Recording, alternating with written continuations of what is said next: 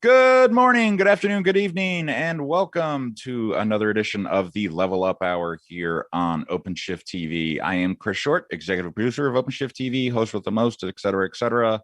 I am joined by the illustrious Langdon White. How you doing, Langdon? It's been a while. Yeah, it has been a while. I'm glad I still warrant the illustrious despite my lack of hair, and beard. I have so maybe it is really just me and not my Samson, experiential or whatever.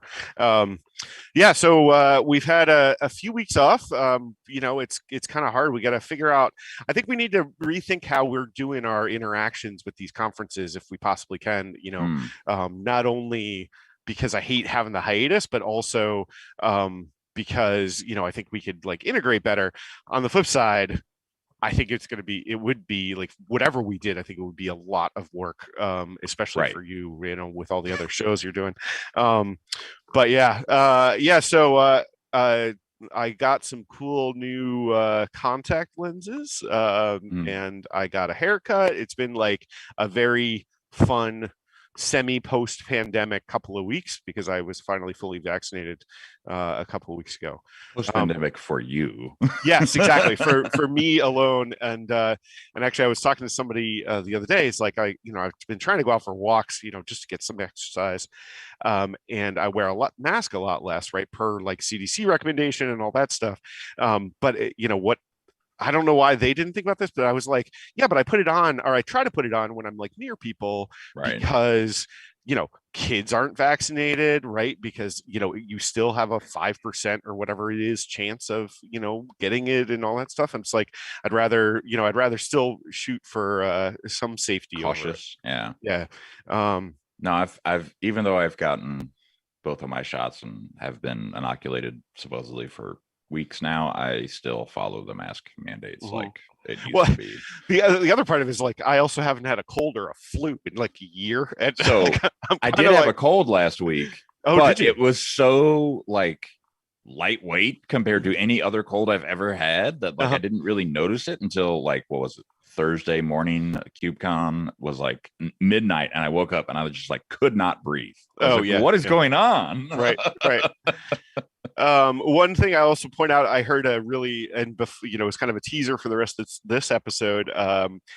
And I feel like I've seen it written before. I'm not sure anybody has said it before, but I was watching one of the CNCF recaps of KubeCon, Mm, and one of and they introduce everybody on the panel, before they start talking, and one of them said, good time of day, and so I wrote that in the chat because I think it's funny, right? You just kind of don't have to deal with the time zones then, or right. I wonder if you could just start, do your good time of day, and see if we can work that into the general conversation, make that the norm as we go forward, so Well, that you then you don't get into complain. like time of week, seasons maybe Well, could fall right, into play right. there, right? Right, Like, right. I actually got like I got a speaking to in an early job because I was not answering the phone with the right, good morning versus good afternoon hmm, kind of thing. And it's like I have a hard time figuring out when those lines are supposed to be exactly anyway. Like, like, oh, who knows? I mean, yeah. afternoon's pretty obvious, right? Afternoon. But when does evening start? Who Yeah, knows? when does evening start? Right. Five, Well, it six, was funny that seven. this organization actually had a policy, which I was Wow. really new to the job, and so I didn't know there was a policy. Oh, And so so it was really pretty funny. Um, all right, so I'm going to share the slides because we're supposed to do that at the beginning of the episode. yeah. Um, we're supposed to do it because I decided at some point long ago that I should do it. Um, but I do like to introduce what we're doing here and that kind of stuff, just in case we have new people. Um, we're also I've been working on a catchphrase for don't forget to like and subscribe. Because that sounds very trite, but at the same Mm. time, we want to make sure people get reminded of the show, and come back, so that they know it's happening. Because I'm sure there's a lot of competition for all of your time, I'm sure. So having that little reminder in Twitch or YouTube or whatever is kind of useful, I think. That's actually how I see a lot of Twitch shows, because I get that Mm. reminder from the various channels I subscribe to. So this is the Level Up Hour where we talk about why containers are cool and why you might be interested in getting starting to use containers. And we've run many episodes now talking about those kinds of things, from tools containers to application containers, and then getting into why you might want orchestration on those containers. And we have a lot more content planned coming up, but today we're going to talk about Summit and KubeCon. So getting into the show, we have us on Twitter. I'm Langdon with a 1, and Chris Short is Chris Short. With 2 S's. And you can join us on our Discord, where we chit chat about software things, and we're happy to see you there. Basically, I clearly need another cup of coffee, to be clear. So I have a new morning routine on Thursday or Wednesdays. Oh, all right. What is it? Like my morning, I usually wake up in the morning and check all my communications feeds, and then send out internally to Red Hatters, the daily email of, hey, this is, what's coming on the channel today. So I feel like I can't schedule those emails like at 4 p.m. in the afternoon, right? Like I need to actually make sure that someone hasn't messaged me to be like, hey, oh my God, this thing happened in my life and I can't do the show today. So like I wake up early, make a cup of coffee now, drink some coffee, write the email, interact with the kid as he gets up, and then start my day like normal. And I've already got like a cup of coffee in the can. So it's pretty nice. That is good. Good. I'm caffeinated this morning, if you can't tell. Well, of my 3 kids, there is only one of them who gets up later than I do, and will sleep till 2 in the afternoon if allowed, essentially. But the other 2 are like up at the crack of dawn every morning, so it's kind of like if you're up, one of my 2 sons is awake already, and it's time to go. But yeah, so it's kind of funny. So I wanted to kind of, like I said, check out more information about the show, including past episodes, that kind of stuff. If you want to get more sweet internet points, at red.ht/leveluphour. Today we're talking about Red Hat Summit and KubeCon, KubeCon EU, to be clear. And then we have a few sets of show notes from the last couple of episodes. One with Chris Wright talking about what we were going to talk about at Summit, in a sense. And then before that was Scott McCarty and UBI.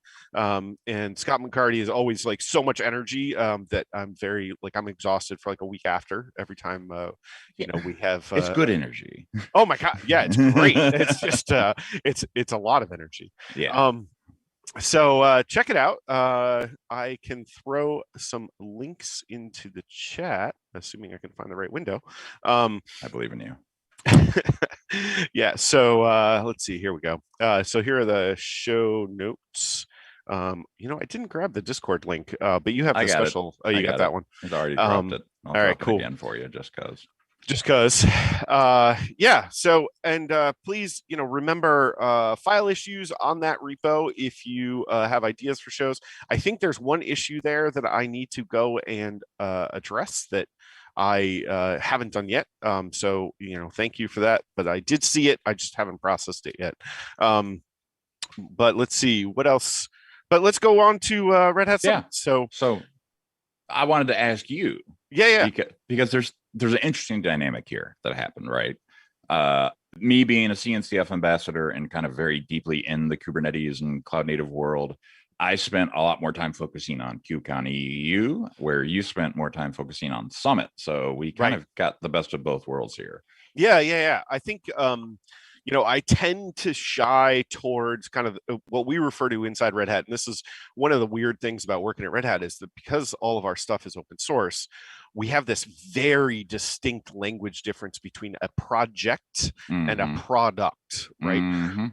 And so I refer to myself as I tend to be on the product side, right? So I tend to be things like OpenShift and OpenShift serverless or OpenShift service mesh, versus what we refer to as the project or upstream, which would be like Kubernetes or Istio or Knative or any of that stuff.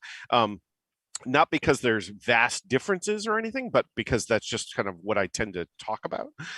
So so I think that's part of that striation, right? So at Summit, for example, I had to man a lot more booths, for example, than I did at KubeCon. And so by manning a booth, right, I have to spend more time there by definition.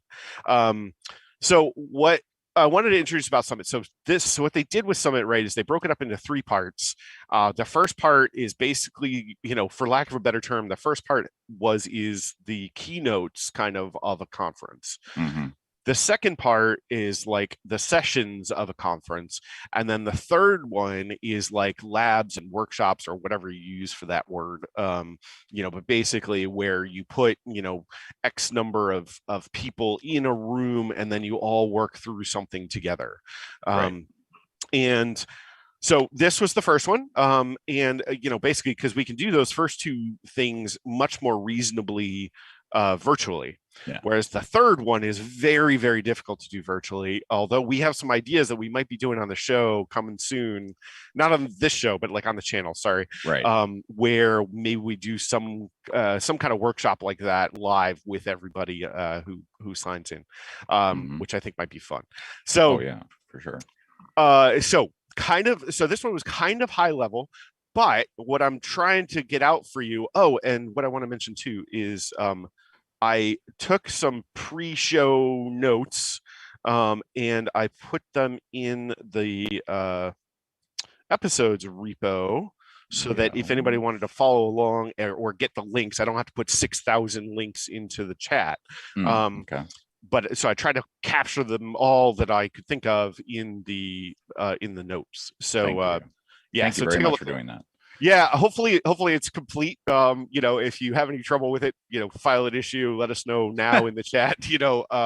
But obviously, our QA team on the show, they're still recovering from Summit and KubeCon, much like our writers. Yeah. That's for any longtime viewers of the show from my Christmas jokes. But there were some detailed bits, and so that's kind of what I wanted to follow along with.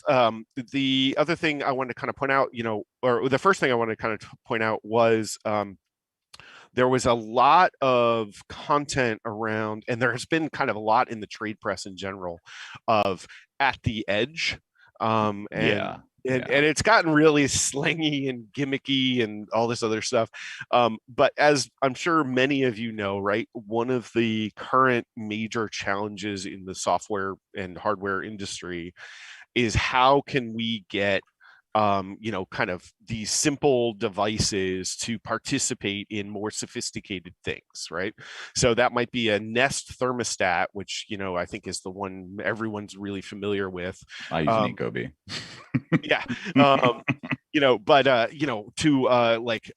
have a Google Home, you have an Alexa, whatever product, hardware, and so we see a lot of this in kind of the home automation space, which has been trying to take off for, I don't know, 20 years or so.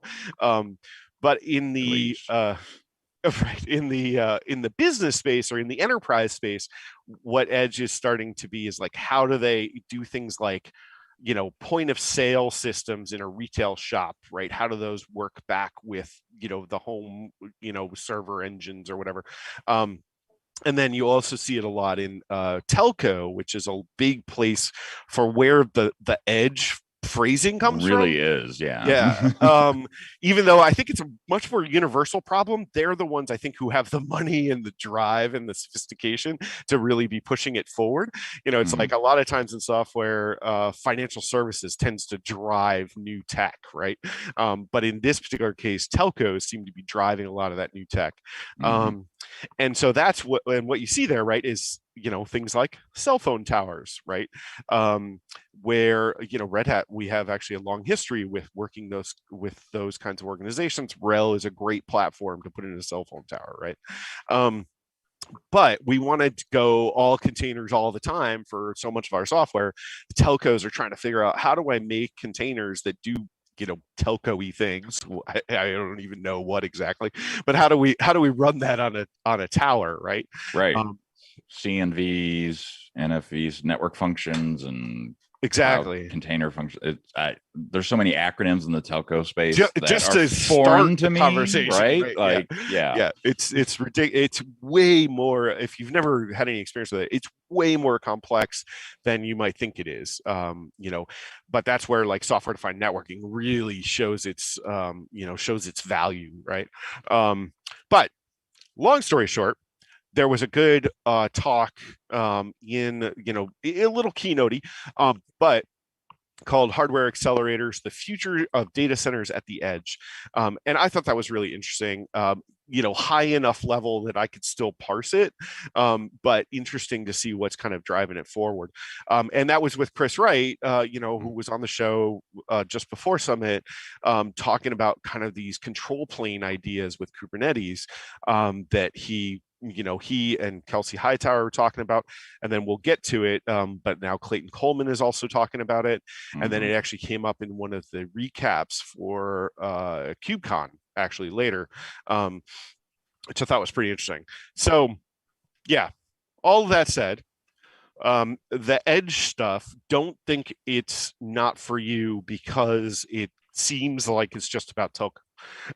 Because there's a lot of relevance to, I think, almost any kind of software industry person, whether you're an administrator, whether you're a programmer. In some ways, we're pushing back to the days of having really constrained technical environments, right? These days, you can do your PHP website and you can just leak as much RAM and disk as you want because you essentially have unlimited. When you talk about these things at the edge, it's much more compact. It's much more very much a tight, compact little thing, like a tiny modem with like maybe a RISC V card or next to it, right? That might be it. Right. So check it out. And all right, so moving on to the next thing, and this is going to be a little like kind of this whole episode, I think, is going to be a little bit jumpy, right? Because we're going to talk about, each talk in a sense. So the next thing I want to talk about was, especially for all you admins out there, there is a project kind of that Red Hat has been trying to like, they've put a bunch of people on it. They're trying to get it to kind of take off more or whatever. But this idea of operate first, okay? And even internally to Red Hat, we had this concept for actually going on quite a few years now, called Customer One. And I would say this is not dissimilar from other organizations do this as well. But basically, if you produce software, your first customer is your IT organization. So if your IT, sometimes it doesn't map right, you just don't, the software you make is, constant contact and you do bulk emailing. It's a little harder for your IT to use very often, right? But wherever possible, if your first customer is your own IT department, you can get significantly more information about how your product is working in production, right? So this operate first idea, there was a talk called Operate First: Informing Community Development with Operational Insight. So this idea is like, how can we kind of spread that out into open source kind of in general? How can we like drive communities around this concept? So I think that's really interesting, especially if you're an admin, as something you might want to get involved in, because like as an admin or a developer, right? Like that feedback is so desperately important for any of the software or the environments you run in. And so that's really what they're trying to get to, is like, how do we operate first, right? So check out that talk. Hopefully that will be cool. I got a little piece of information here in chat. Congratulations to Rapscallion Reeves, longtime watcher, soon to be Red Hatter. Congrats, buddy. Well, that's pretty awesome. Thanks for even applying, let alone watching. Good Lord, that's awesome. yeah we're always excited to see new people join. And we've got tons of job openings right now, folks, across the board. So Yeah. Actually, some I think directly related to Operate First. In fact, Yep. I knew they had some openings there.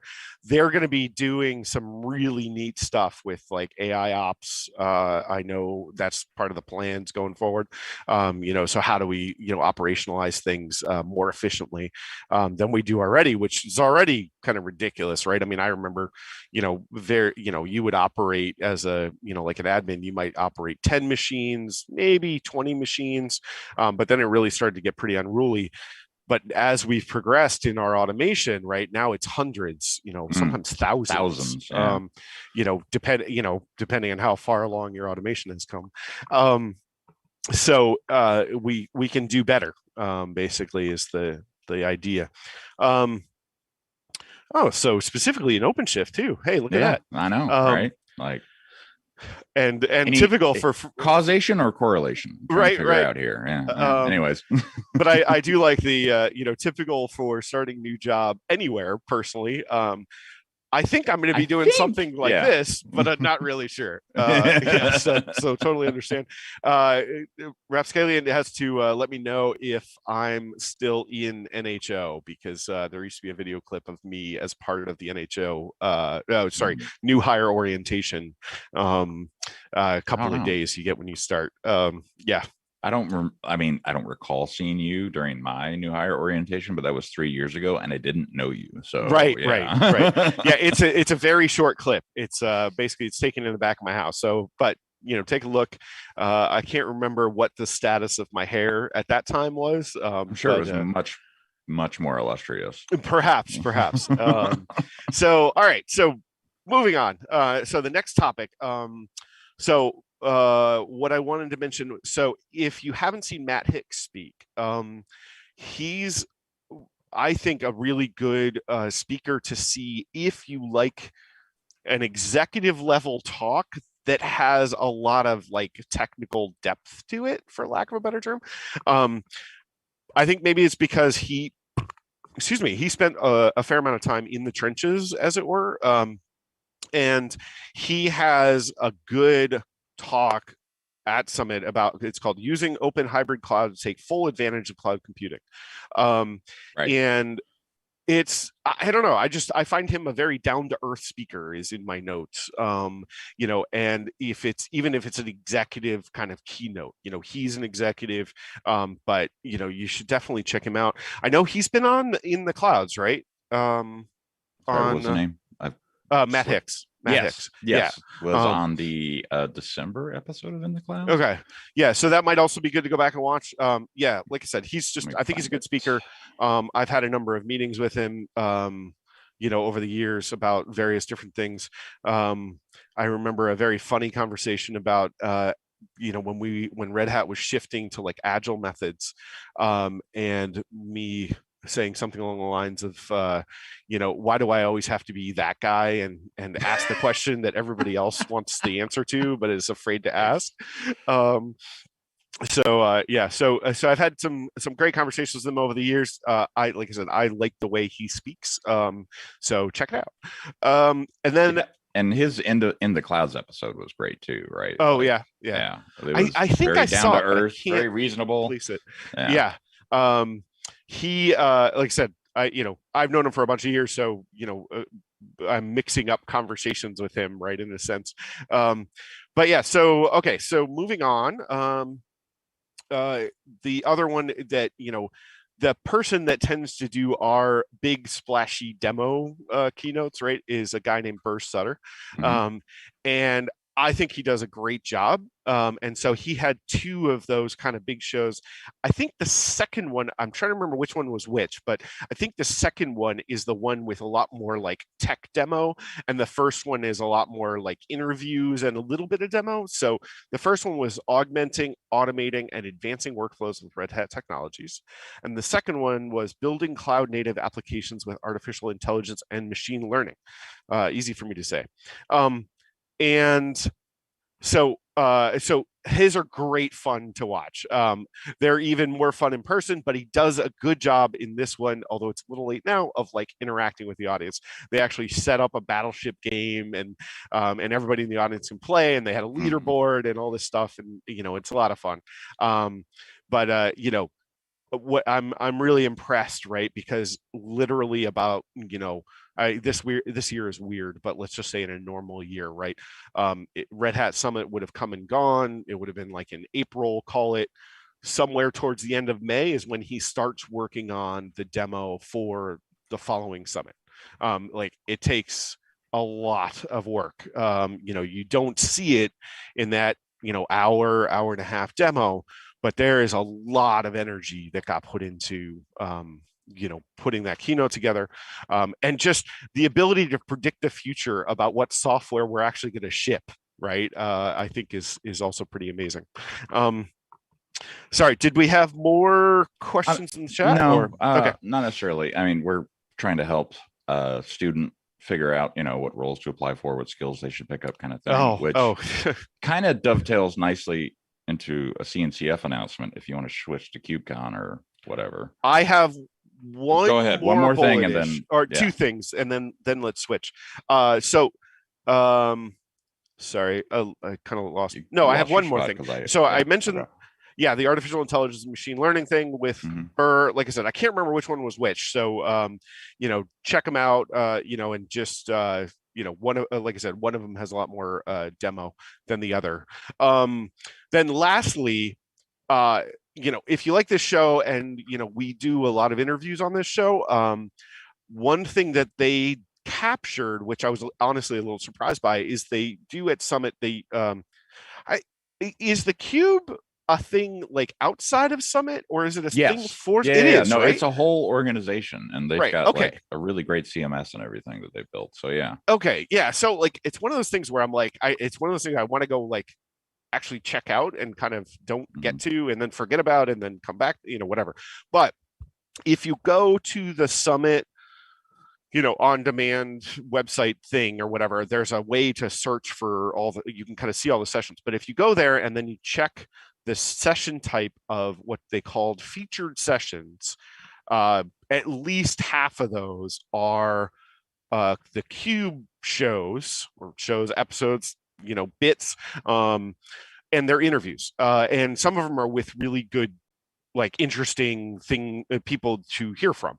So one of them, a few of them I mentioned, right, are Shesh and Tracy. So Shesh is the person who runs the business unit that we're part of, and Tracy is the one who runs the engineering team for OpenShift. And then Chris Wright is on there. Clayton Coleman is there, both of whom you should know. One to also take a look at, although I didn't actually watch it, so I'm not sure what it's about, but going by who it is, Kamal Shah and Kirsten Newcomer, it should be about security. It should be amazing. Yeah. And it should be good. Kirsten's on the show, or on the channel, a fair amount too, right? Anytime we have like a security contest. Yeah. I couldn't remember if she actually had her own show or not. She did not have her own show, but she's been on 5 or 6 times at least, right? Like if we did a show with Kirsten, like it would be amazing, but she's so busy helping customers, it's hard to get her on routinely. Details. So definitely worth checking out if you don't recognize their name. It'll, because the only problem I had with those sessions is I didn't think they have very parsable descriptions, like that I want to go watch this one. But then Matt Hicks is also there, and then there's one with some people who are in the AI group, which you might also like, but also may not recognize their name. Is Parul Singh, Luke Hins, I think is how you say his last name, and Stephen Watt. Stephen Watt is the head of. Awesome, yeah. He might be the one leading Operate First as well. But he's in our kind of AI COE, or Community of Excellence. He might even run it. So that's a good one about kind of AI and machine learning. So check that out. All right. So sorry. So that's my kind of recap of Red Hat Summit. Is there anything else that you wanted to add besides we kind of talked about so far? No, I think you've covered it very well as far as like some highlights to definitely go check out immediately. So yeah, I'm good.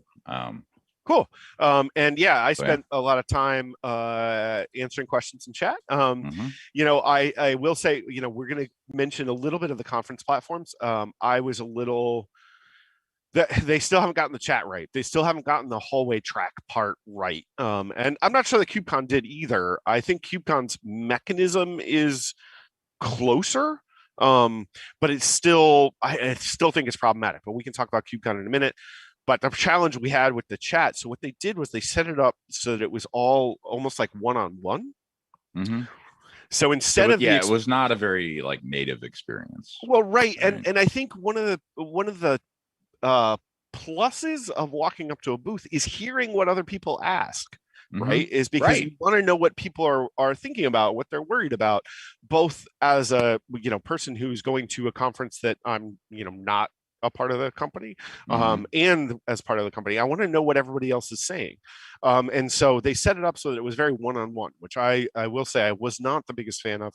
Mhm. Um, except for some of the rooms, some of the community rooms, they had it set up so that it was more just kind of open. But I don't know. So I was they still haven't figured out the whatever you call it, the hallway track really, or the booths expo hall kind of feel, in my opinion. So all right, so now let's move on to KubeCon. KubeCon. So we have a couple students in the audience. So I Okay. wanted to make this announcement first since the meeting just kicked off 2 minutes ago.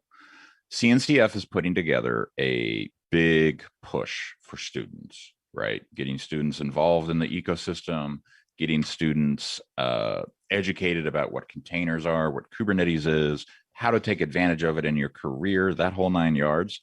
Kunal, Dan Pop, who showed up here for a little bit, they're all involved in this. And these are really great people that I've uh, listened to and worked with in the community. So like them running this effort is huge. I just dropped a link in chat. They have a 2-hour meeting starting now, basically. So just show up, see what you can learn, see how you can get involved. It's really going to be a great resource for new folks coming into the cloud native ecosystem. So one of the things I was going to pitch actually about the things to do in going back to the recap of KubeCon is the CNCF on their Twitch channel did daily recaps of the conference. Mm-hmm. They were really good. Yes, and very well one done. of them, maybe the Friday one, talks specifically about this. So there is a discussion. There's a student, like someone who's, I think he says he's a junior in college, and there's a student on there, and but they specifically talk about this initiative. So you should go check that out if you want a lot, like if you want to kind of see flesh out. And don't forget, you should go check it out. You should go participate, even if you're not a student, because I'm sure they want mentors, right? I'm sure Right. they want help bringing more, students in. One of my big, I think Chris and I both share this, is that, it's really important to us to try to serve, as much kind of the underrepresented community in our software as we possibly can get, right? Absolutely. We need lots more engineers, and so from all walks of life. Right. Well, and it's like one of these stupid things. It's like, I remember Google Maps, right, being really problematic for a use in walking in Boston. Oh yeah, because California is a car culture. Yeah. And so when in kind of first few years, so I want to say early Google Maps, but still like not for like a minute, it just didn't do a good job of dealing with a place like Boston, because it was developed in Silicon Valley, right? And I can tell you, I have gotten lost in Toronto as a result of that. Yeah, right. And so people talk about underrepresented, right, as being, things about like race and that kind of stuff, but it's really the whole gamut of, we need different perspectives when we do software, because otherwise we make stupid mistakes based on our own knowledge of things, right? And so we need as much kind of representation as we can get. So you see a lot of student initiatives, right? Programs like Outreachy or the Google Summer of Code, or, and this one from CNCF. So, and like I said, it helps all of us if you go participate as a student or you go participate as a mentor or whatever they happen to call it in that particular organization. So check it out. Yeah, and like I said, more color on that is in one of those CNCF recaps. I can't remember which one though. So cool.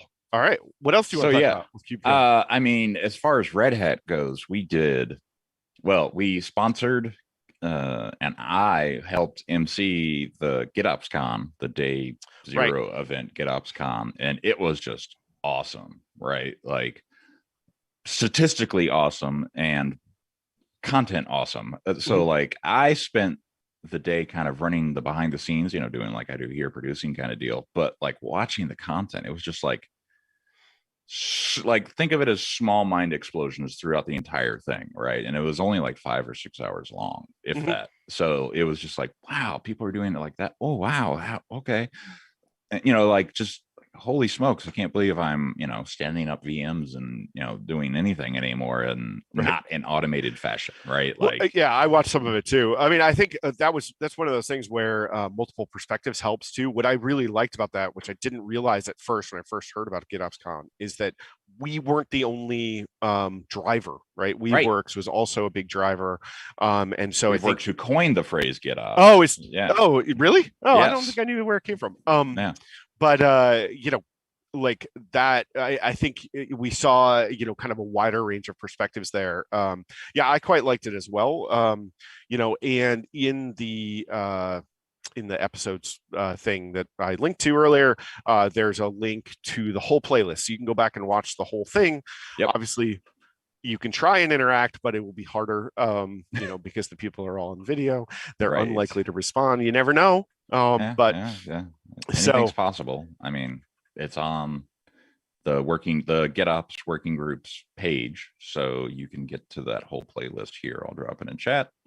And just literally run through all those talks, and it was just awesome. Even the lightning talks were great, right? Like it's really unusual to like get a few nuggets out of every like 5-minute talk, and we did.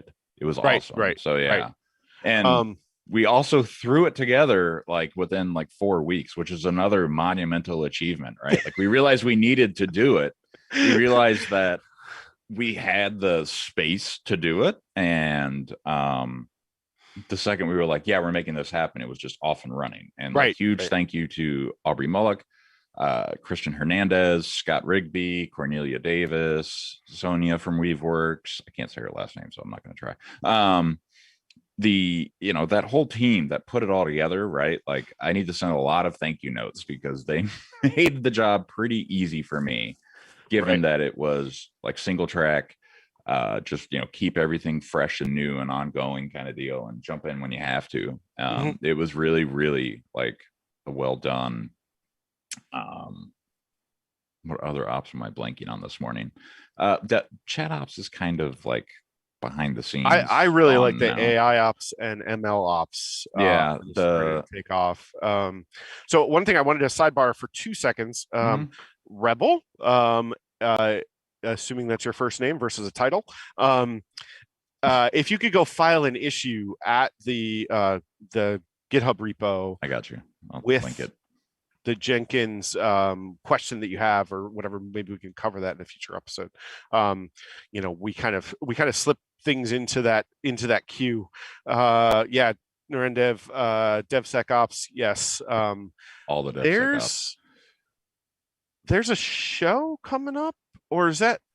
I think I was going to do a show on DevSecOps. There's a whole program around it now, right? Yeah, but I was thinking about doing it because I was trying to get some more security kind of stuff in general into the show list or the show plan, but it's not for a bit yet. Like so, maybe like end of June or something. I can't remember where it is on the list, but I do have some DevSecOps. I was going to try to do like an interview with somebody who knows what they're talking about there.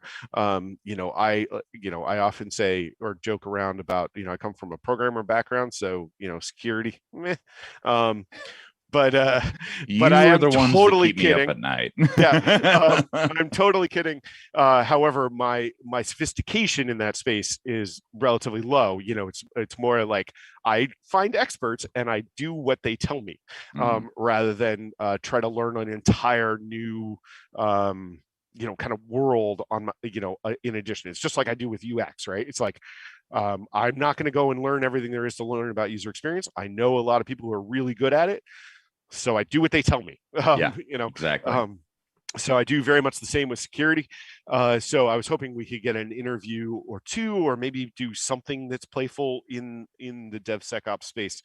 So keep an eye out for that. Like I said, I can't remember exactly when I was thinking about doing it, but I know it was like June, July timeframe. So, Cool. if you really want to see it though, please make sure you file an issue as well. And that way it'll remind me to make sure it's, or push it up the list, right? All right, so the other what else about KubeCon? Yeah, so we did OpenShift Commons Gathering on Tuesday. That was great. And then we dove straight into, we did 9 office hours throughout the event for community projects and things that are going on. We talked about Red Hat certifications, which actually answered a lot of questions that people had about the certs themselves. Oh, that's and good. How they're structured and everything else. Like that episode I'm actually going to use as like, hey, you want to know more about certifications? Here you go, right? Right. So yeah, we did a bunch of office hours. I'm trying to find the playlist as I talk, which is I think I put it in difficult. the doc. Okay. Yeah, yes, because I shared it with you yesterday. That's right. Yeah. Project Office Hours on OpenShift TV, I called it. So yeah, I did one but as then well. The conference itself, right? Like I wrote this in my newsletter this week that wait, hold on. I want to talk about the other office hour real quick. So we did the OpenShift Service Mesh office hour. Yes. But what we did was, instead of doing an office hour from like a project perspective, we did a what do you care about with an enterprise? Like why do you care about the product, right, versus the project? And I thought that was we got a lot of good traction on that, and a lot of people were really interested in that conversation. So I definitely recommend going and checking that out if you have any ideas around implementing a service mesh, or you have a service mesh, because hopefully we answer your questions about why you might want to use OpenShift service mesh versus using like Istio, or some other open source, version of the product. So sorry, I just wanted to mention that because like I said, I thought it went way better than I think any of us were expecting. Yeah, there were a couple of those office hours where it was like over 100 chat messages, and I believe yours was one of them. Yeah, right. Yeah. Where it was like, wow, there's so many questions. Holy smokes, I can barely keep up. Right. Right. And yes, Josh Burkus and I were both very busy a few episodes where it's just like the questions were coming at us too fast. Right. Please serialize your questions. Yeah, no. I mean, and when it comes to service mesh, and then what was the other one we talked about? I think it was the serverless one. Yeah, both of those. Right, like we need to talk about that more on the channel in general, is what those 2 office hours showed me. So it was very good learning experience for me, right, being the producer of this channel. So I greatly appreciate everybody that was involved in that. Well, my takeaway from the service mesh one is that I'm going to have the 2 product managers that we had on that office hours. I'm going to have them on the show sometime relatively soon, and do kind of go through some of that again. Probably different questions, different answers, but clearly there's a quote unquote pent up desire, right, to learn more about service mesh. It sounds like I should do the same with serverless, both of which I'm pretty heavily involved in Red Hat land. So I'm very interested in both of those things. Nice. Like many things that we name at Red Hat, it is just called OpenShift Service Mesh. I think we took a page from Microsoft back in the day. Like who else but Microsoft names their database server SQL? Right. Just SQL. Right. It's just kind of amusing. So all right. Moving on. All right. So what were you going to talk about with KubeCon? There was something. So yeah, in my newsletter this week, I wrote a couple paragraphs. The 2 intro paragraphs were about KubeCon. And you mentioned the hallway track specifically, and that's why I wanted to point this out, was because KubeCon is very hybrid in the way they do events, right? There's the event platform where things happen. but they also integrate the CNCF Slack, which gives the community the opportunity to do whatever it wants. So there was a hallway track Slack channel, and from that, people were dropping in like their open Zoom invites, and everybody could join a Zoom call and just talk to each other and interact. So I made sure I stepped into a few of those. I talked to a lot of people just about, life in cloud native land, and, how I got my start, and, just things I've gone through getting to where I am today. And that I found incredibly cool, because I talked to people I'd never talked to before in community, right? Like I knew they were out there. I've seen, their commits or whatever, but I'd never seen a face or talked to them before other than like on GitHub. So it was kind of nice. But you had to kind of know that, right? Like and this is my problem with KubeCon's chat hallway thing or whatever. There's like a billion different rooms. And I think that's still like like I understand trying to focus some of the conversation or know where to go to have a conversation or whatever, but I think with the digital virtual whatever world, you can crash those things together better, and still people can thread out, right? Particularly in something like Slack, right? You can, if you kind of upfront make sure everyone's kind of following the same etiquette, you can have a crazy number of conversations in one chat room, right? So my challenge with KubeCon, it kind of goes, like I said, I think it was better than Red Hat Summit's one, which was just point to point, right? But it's still too tightly separated, or too striated essentially, where I think they could get away with 6 rooms or something like that. Well, here's 10, the thing, right? Like they're trying, and this could change when we do the hybrid event in October. So KubeCon NA, just to let everybody know, the CFP is open. It's supposed to be in Los Angeles, October 12th through 14th. I intend to be there unless Red Hat tells me not to.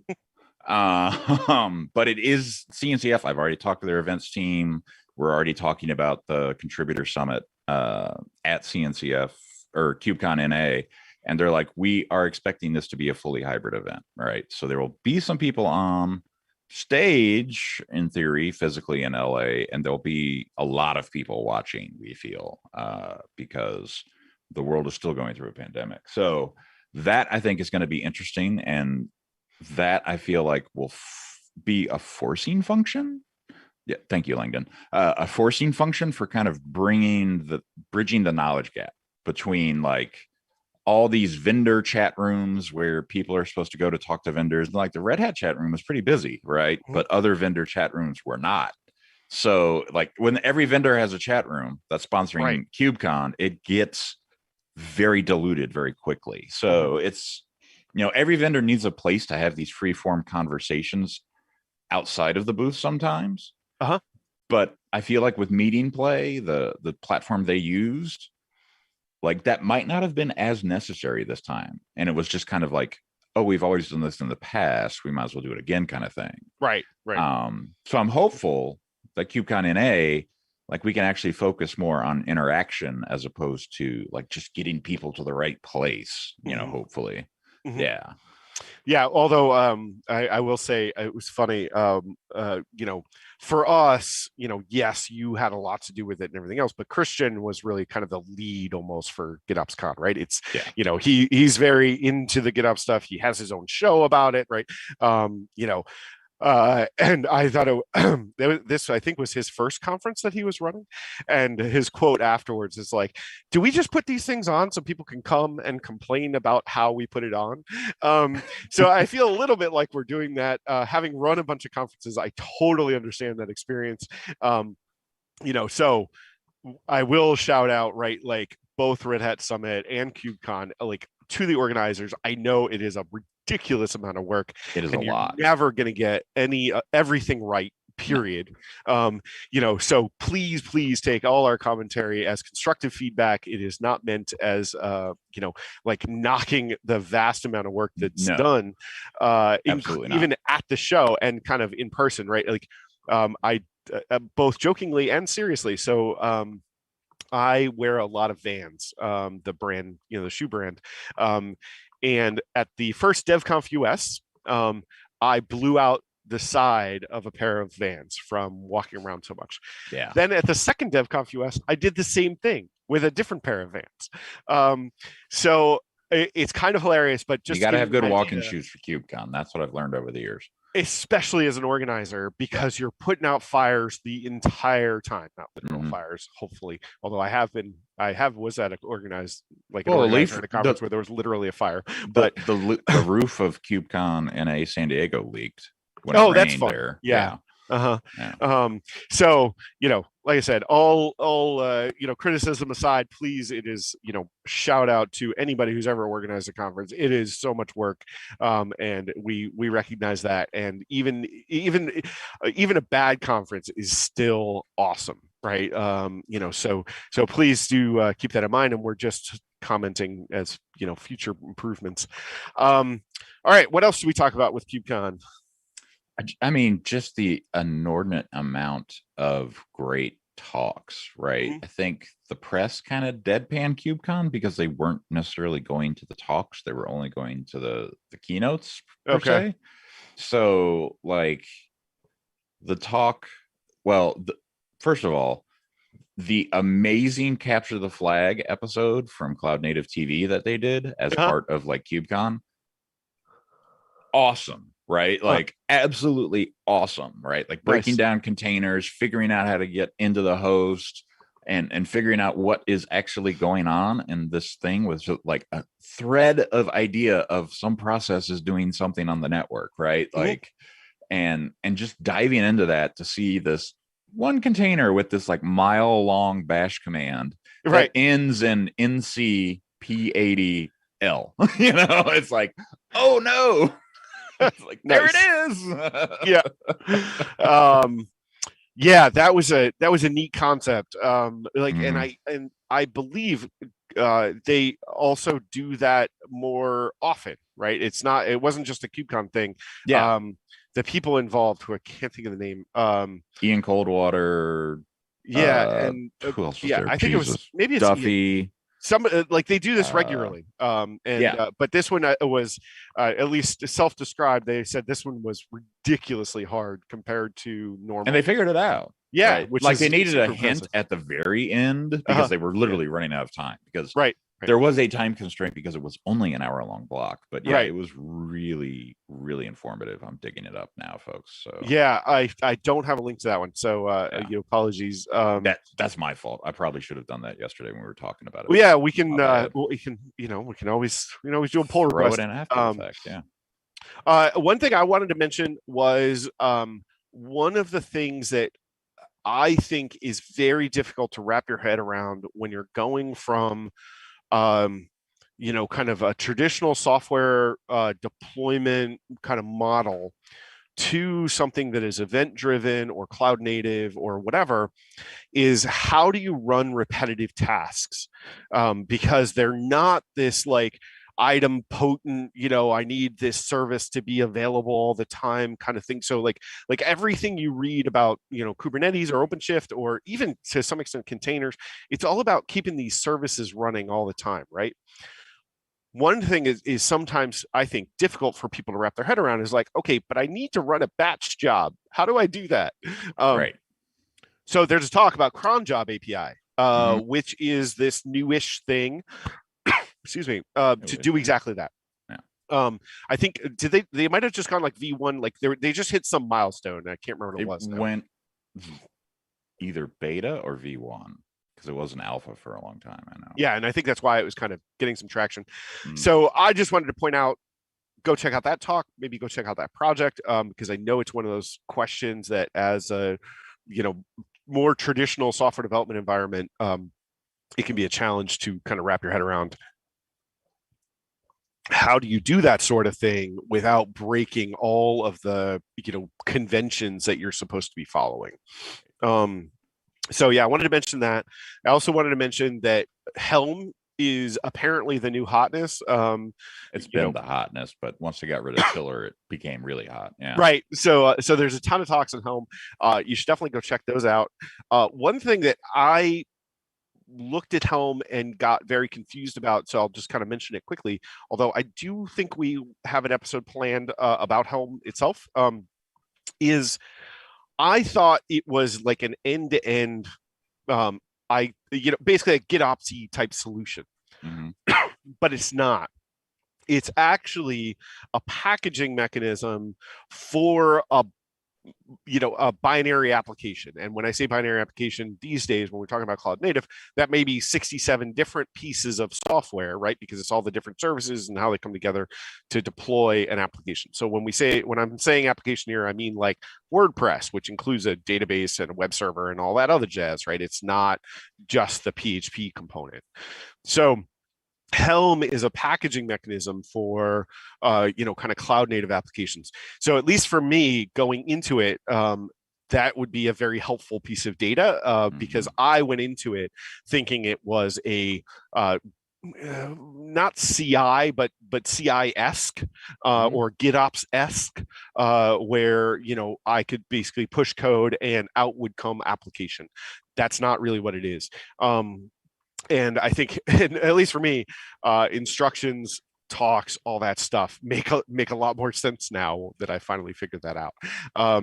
So passing on that thing for you as well.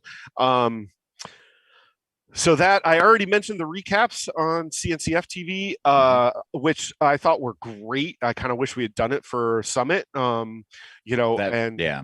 Well, we had a specific. Summit's a little weirder, right? Yeah. So it has a different approach to the problem of communicating with others, right? So maybe, I don't know, but I thought it was cool, and they're really good. I think they were also less constrained for time, so I think they had a lot more latitude to kind of walk all over the place, which was cool.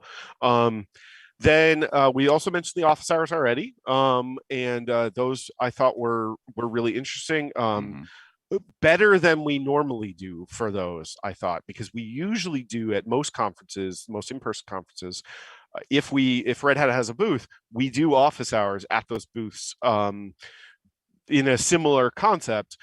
These, like in my opinion, we should keep doing them virtually, even at in-person conferences. Like they were really accessible. It'd be really cool if we could actually incorporate the virtual component of an office hour with like an in-person, throw it up on a screen somewhere and there's a bunch of people crowded around for the office hour, but then there's also a bunch of people coming in virtually. Really, really good. So definitely recommend those as well. And I think that was all I had. Is there anything else that I'm forgetting? Let's see. Let me drop the Discord. Oh, I did forget. There was, if you want to know more about the Edge stuff, there was also a Kubernetes on Edge Day. Yeah. So go check that out. That is, it is a little bit more focused when you talk about Edge, about how do you orchestrate containers on Edge devices, but still a good little one-day kind of conference-y thing. The link to it is in the GitHub repo. So go check it out if you want to. I think I checked all of this to make sure you could actually still watch it on demand. You can watch it on demand in the platform, but all the videos are dropping this Friday on YouTube. So right. Okay. So that's the thing, is that you might still have to register. Like Red Hat Summit, you definitely have to register, and then you can go and watch any of these things, that, or at least everything that I could find, or everything I mentioned, I checked to make sure you could still watch it. KubeCon, similar. I don't know about the KubeCon fee, but I do know you have to register. I was obviously already registered, so I don't know about what happens if you register at this point. That's the point. I don't know either. Yeah, but the GitOps Con is already on YouTube. The Kubernetes on Edge Day, I think, is also there, but I didn't actually check that one in detail. And then the office hours are definitely there. The CNCF TV stuff. Now, keep in mind for CNCF TV, the recaps, unless they capture those to YouTube somewhere, those are going to disappear off of Twitch. They do. they're archiving things in the background Okay. on YouTube, because figured the they way the probably were, affiliate but- program works on Twitch, like you have to air it exclusively on Twitch, and then you can offload it to YouTube after the fact, which is why we're not affiliates of YouTube, right? Or Twitch, because we can't do multi-streaming without it, you know, so right, or with it, because it locks you into this contractual obligation to be on Twitch exclusively, which is not what we're all about here. Right, exactly. Yeah, so the first two links in the GitHub page there are the like main links to Summit and KubeCon, which is where you go like register if you haven't already. And you know, hopefully you'll be able to figure it out, right? It'll let you into it. You know, I apologize, but I did not want to open private browser, re-register, all those kinds of things to try to figure out if it worked for everybody. But any which way, KubeCon definitely will be available on YouTube very, very soon.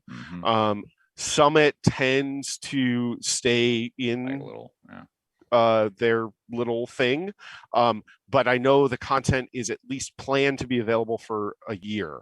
cool. So yeah, so it's just you can't get to it from YouTube. Red Hat Summit was free, so even if you have to register, I know you don't have to pay. Right. So go check it out.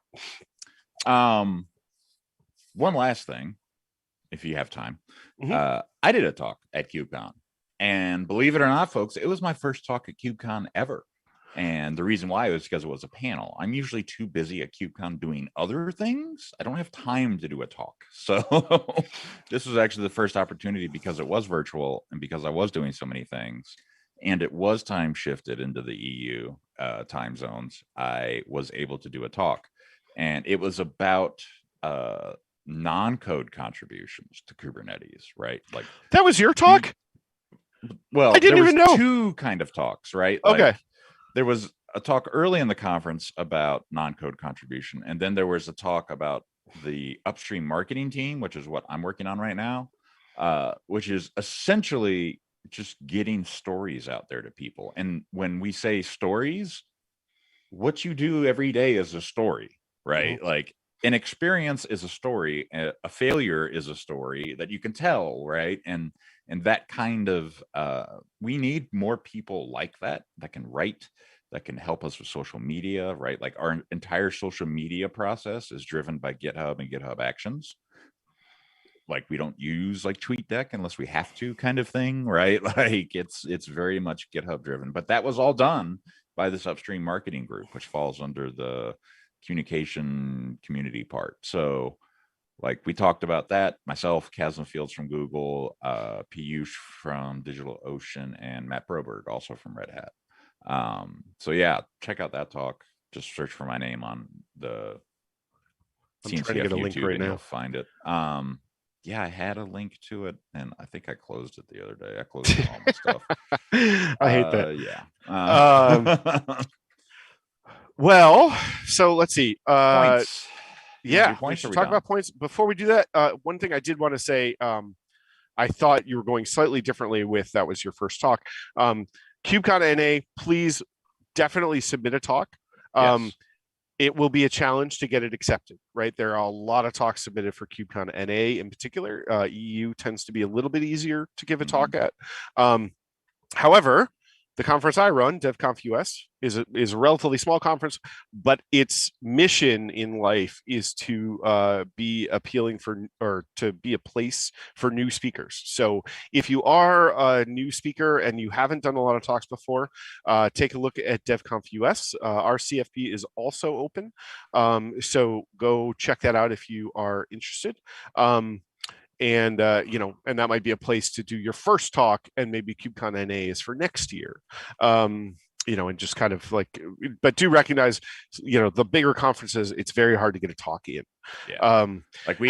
Like there's a few people that had quabbles with the selection process. Our selection process is very open, right? Like we wrote a blog post about it in 2018, and we still have to refer to it to people because they're like, I'm so mad my KubeCon talk didn't get accepted. It's like there's thousands of entries, right? And the maintainer track is like it has certain limitations, right? Like we can't have 25 talks from API machinery, right? Like we can only do Right. so many, bits and pieces of each SIG in the greater cloud native community. So it's a challenge, right? Right, Like, running a conference, right? I mean, it's like you want to give opportunities to new speakers. You want to make sure the conference is appealing to attendees and informative, right? You want to you want to make sure that whatever the organization that's kind of sponsoring the conference is kind of putting at the forefront the things that it thinks are important. Like you have all these competing interests, and when right. you have 1,000, 10,000, whatever high quality things to choose amongst, it's just like stuff is going to fall out. You just don't have unlimited time, as well as and you may not even meet all those needs perfectly. You're doing your best. There's a lot of competing interests in trying to build a good conference agenda or conference program. So don't take it personally. Try again. It is not. It's not a personal thing. It is not Right. something wrong with your personality or your writing style or whatever. It's the fact that we're inundated. Well, right? And also, I mean, part of it is also having a reputation helps. So if you go and give a bunch of talks at things like DevConf US, or and then kind of you it's just like any other career, right? Is like you need to start at the kind of entry or level and then grow from there. It's even down to stupid stuff like does your abstract explain what you want to talk about well? Right. Like what is the user going to, what is the person sitting in the audience going to get out of your talk? Right. So even if you're a brilliant speaker, if you don't write abstracts well, you're still in trouble. Right. So there's a lot of things to learn, and one of the things that we've been trying to do, like I said, as part of this conference, and I know other conferences are doing this more now too, is guidance, right? Is like help you write abstracts. We actually do speaker coaching, so to a bunch of conferences, but we even do attendee coaching. So if you've never been to a conference before, what is the hallway track? How do you execute there? What why do you go to the expo hall, aside from getting free t-shirts, etc. So yeah, exactly. So let's move on to points. Bloop, bloop, bloop.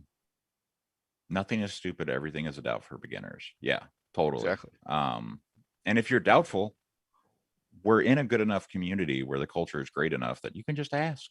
Right. And literally anybody that's in a position of semi-leadership can help you, right? Like everybody wants to help you get in and get started. And I'm going to answer JP Dade because, I'm obviously biased, but DevConf US is, I want to say it's September 2nd and 3rd. It is on the DevConf website, which is intuitively enough, devconf.us. So, all right, so points. 2nd and 3rd, you are correct. Haha, look at that. Yeah. I know it's going to be a little weird because that will be like it's right around then when I have to take my son to college for the first time, and the first time he won't be living at home ever. So it's going to be an odd year, I think. All right, so going to points.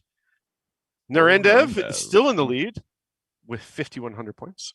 Netherlands Hackham with 5,000 points. And JP Dade, I'm sorry, but I have asked many a dumb question. There's nothing wrong with dumb questions, but sometimes questions are still dumb. in my personal experience with asking. Noah Friction with 3,900 points. Joe Fuzz still static at 2,300 points. We need Joe to come back or start submitting points again. Detective Conan Kudo, who I don't think I saw him here today, but is definitely they were around, but had to jump, I think. Ticking up, and then Bacon Fork got clearly an escalation riser from doing something. I'm not sure what, but has made a good jump on the, coming up the leaderboard. So there's our sweet internet points. So excited to give them out. I think they're amazing, and I really appreciate all of you for participating in our game. And as you can see at the bottom, if you would like to get the points for this episode, They're right there on the screen, and I'm about to put them in the chat as well, assuming I'm cutting and pasting the right thing. Looks right. And I always like to check the actual code and make sure the one on the screen and the one I put in the chat are the same. Okay, so yeah, so all you do is you go and fill out the form. You don't have to put your real name in, as you can tell. At least we ask for your real name, but we also ask for what do you want your nickname to be, so that if we put your name on the screen, it will just be a nickname, you know, and it can be related to your Twitch name or not. It's entirely up to you, you know, but it's whatever you like, however you want to do it. You can also say private for your nickname. And if you do that, that means I will never show any information about you, including the number of points you've earned, any, you know, name that I have for you, etc. In fact, we have one of our leaders who was private and then switched, changed their mind eventually, and they didn't lose their points. They just kind of continued on their merry way. However, I do have to have some mapping information, so please make sure you use the same email address if you want to try to pull that trick and come through as a dark horse. I'm not sure if we have any leaderboard level dark horses anymore. We did have a few. But you know, Narendev and Netherlands Hackham are really getting out there on the points. Big points gap there, yeah. Yeah. Between those two and the rest. Yeah. Right. Yeah. And so go collect your intrinsic value internet points. We think they're amazing, and we think you're amazing for collecting them. And we, you know, love seeing y'all. And we're glad to be back. Next week's episode, I cannot remember. This is why Reeves is asking how they can see their points. So the only way at the moment that you can see your current points is to message me on Discord. Unfortunately, okay, fair enough. I mean, you can message me elsewise, or you can hit me on Twitter or whatever. But this is all a brilliantly, and as several people have noticed in the past, occasionally with bugs, hand-built little thing. We've had a lot of more success with the internet points and stuff than we entirely were expecting, and then we also ran into lots of fun challenges regarding corporate approval of software and that kind of stuff, to getting it into like a real platform. Do we have a real platform? I mean, this is a question I need to ask you anyway. We do not have a real platform. Yeah. IBM, our parent company, does. However, it has not been approved for use by us. So that's been a little bit of a challenge. And then, of course, we've also been trying to get the challenge of how do we have extrinsic rewards, right? So can we give you all swag or something for collecting the points? That has also run into a number of challenges, you know, things like we have to make sure we have T's and C's. We decided to get a new cool stuff store vendor in the middle. So it's been a fun pandemic year for gamification. You know, so message me on Twitter or Discord. I can tell you how many points you have. It's actually been a while. I was doing periodically on Discord. I was doing like a top 20 list instead of the top, whatever I do on the show, 6. So maybe I'll go do another top 20 into Discord sometime soon. But yeah, feel free to message me and I will get you, I can tell you how much your totals are. I will not tell you where you are in the list though, unless you're in like the top 20. Let's see. I guess I could say like, oh, you're in the top 100 or something. Yeah, I mean, yeah, but I don't want to give an actual like position unless you're right, because it's going to change overnight. Right. Yeah. So let's see. What are we doing next week? Next week. Right. Okay. Yeah. So next week we have like 3 guests. I think it's 3 people. We were kind of going back and forth on how many people are going to come. But we have some people coming on who actually develop our training classes and our certification exams and stuff like that. So they're going to come on the show and talk about their transition to like virtual training and transition to virtual certifications and that kind of stuff, which if you've ever taken a certification before with Red Hat was, I don't like, there were very few options to do it virtually. It was almost all in person. It was, yeah. And that was actually mentioned during the certifications office hour. They had a 9-month project scope to stand up remote learning sites. Right. They did it in 4. Nice. Because of the pandemic, right? Like it was pretty much drop everything and make this work kind of deal. Yeah. Yeah. So that's who's going to be on the show next week, is some members from that group, and to talk about that stuff. So please join us for that. We're going to take another swing at Docker Compose after that, in the episode after that. And then, we have a bunch more stuff after that. We have the health. I finally found a person who can come on the show and talk about the Container Catalog Health Index. Nice. Excuse me, which is in a few weeks, but obviously based on availability, based on, y'all yelling at us in the chat, these things can change. So, keep an eye on our Twitter feeds or whatever for, consistent, accurate information about whatever the next show is. But this is what I know right now. Chris, you want to tell us a little bit about what else is happening on the channel today, this week? Absolutely. I'd be happy to. The next show coming up at 11 Eastern, 1500 UTC. I'm back in UTC time, not CEST time. That was actually a thing yesterday I had to deal with. My brain was stuck in Central European time. Anyways, we're going to be talking about just CoreOS, like straight up, what is CoreOS under the hood of OpenShift? Ask an OpenShift admin at 11. And then the Eric show, the scalable multiplayer game design with OpenShift show. Oh, right. That's like all afternoon. That is this right? afternoon. Yeah. So that'll be on in the background as I'm like scheduling out new shows and miniseries and stuff. So in that regard, I would like to tell y'all that we're going to do some call for code shows this summer. We're going to be doing some neat new stuff to bring to the channel, as well as hopefully incorporating more points across the entire channel, not just Langdon show. So yeah, there's a lot in store today. And without further ado, our training session's free. I'm answering right now. Okay. So some are specifically in relationship to the show, or discounted or whatever. Check out the Level Up Hour, red.ht Level Up Hour. There's also certifications. Some of the certifications cost money. Some of them are also discounted as part of the show. So go check that out. But in general, no, they are not free. These are the kind that you go and pay for.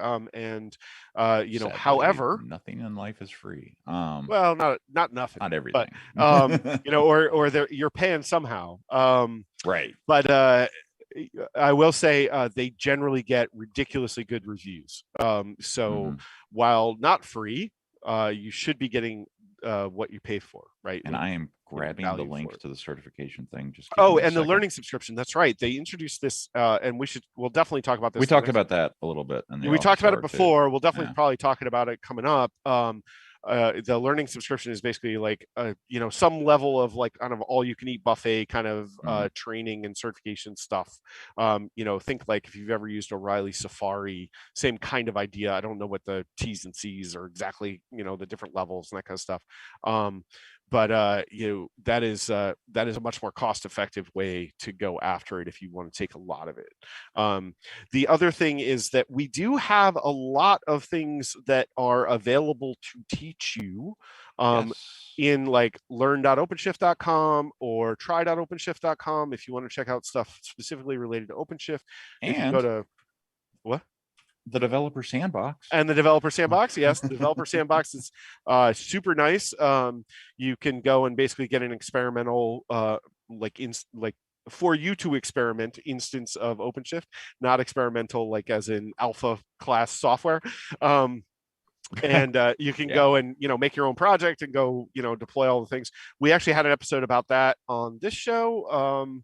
We actually had two, because we had one where I failed terribly, and then we had another one where we did a better job. Mhm. And then there was another show on the channel in like January when it launched, going through how to work it. You should definitely find all that on our playlist, like on my channel's playlist, or sorry, on the Level Up Hour playlist, the show channel, the show play. I cannot talk.